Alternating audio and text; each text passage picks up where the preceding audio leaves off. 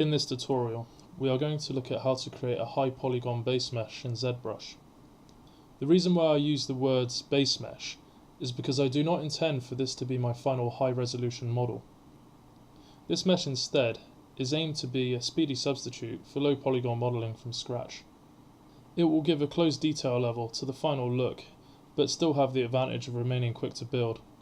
After making this mesh, we will be able to generate our low polygon model from it, relying mostly on the tools in ZBrush. Once this is done, we will be able to simply transfer the nice detail we have created here over to our new and unwrapped low polygon model. I already have a character concept here to work with, but I'm not going to model all of the hair and clothing just yet. These will be left to add to my low polygon model later on. For now, I'm just going to create an unclothed base mesh. My first step is to create a standard sphere shape in the scene. I press T to enter the edit mode. In this mode, activate horizontal symmetry by pressing X. Now you will see two brushes and be able to model both sides of your mesh equally and simultaneously. Go to the bottom of the sphere and select the Move brush. Shortcut is BMV. And just drag out the bottom section of the mesh like so. Now squeeze in the sides of the mesh to create a rough head shape. In my subtool panel, select Append and then click on Cylinder. Press W to select the Move function and drag out your gizmo over your mesh like so. Make sure your cylinder is highlighted in the subtool panel. In the side view, use the middle circle to drag and position the object like so. Using the same gizmo, now click the bottom circle and drag to squash and skew the shape slightly. Press E to select the scale function and use the bottom circle to scale the cylinder evenly. Use the same gizmo system to scale and rotate the cylinder in place to become the neck. Press Shift and F to draw the polyframe onto your shape. This makes the current topology of the mesh visible. Now in the subtool panel, press Merge Down to combine these shapes into one subtool. Notice that when I brush over them, that they move together, but are not entwined with their topology. That needs fixing, so that they are entirely one element. In the Geometry panel, select and turn on Dynamesh. You will now see that my topology runs evenly over these shapes, making them one element. The settings in Dynamesh let you roughly dictate how many polygons you want there to be in the model. Dynamesh will not only combine everything on the same subtool, but also fill in any holes in your geometry and distribute the topology as evenly as possible. The only two side effects of Dynamesh is that it will only work on one subdivisional level and will nearly always create triangles in your mesh. For this high polygon base mesh, however, this is absolutely fine. Now we can begin sculpting the face with the clay build-up brush. Shortcut is CMC. The first step is to effectively treat the sculpt like it's going to be a skull. This will allow us to build up the anatomy in a more realistic approach. Hold Alt while sculpting to build the clay inwards as well as outwards. Once the basic structure is completed, begin to add flesh by following the natural flow of the muscle structure. I like to start things with a simple nose shape. There are many ways to sculpt the face, and you can use whichever tools suit you best.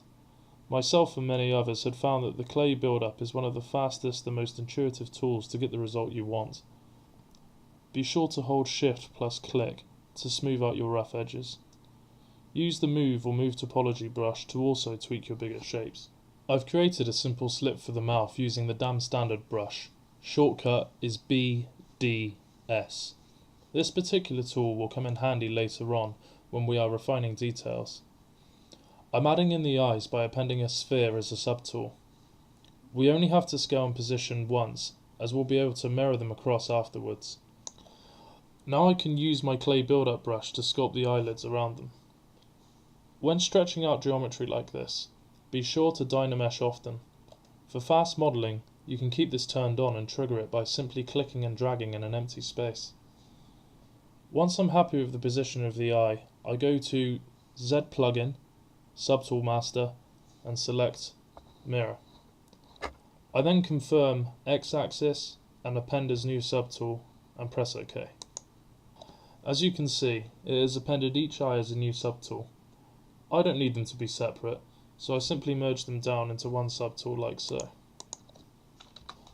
I like to zoom out from my work often and never be afraid to alter the overall shape of the geometry using the move brush.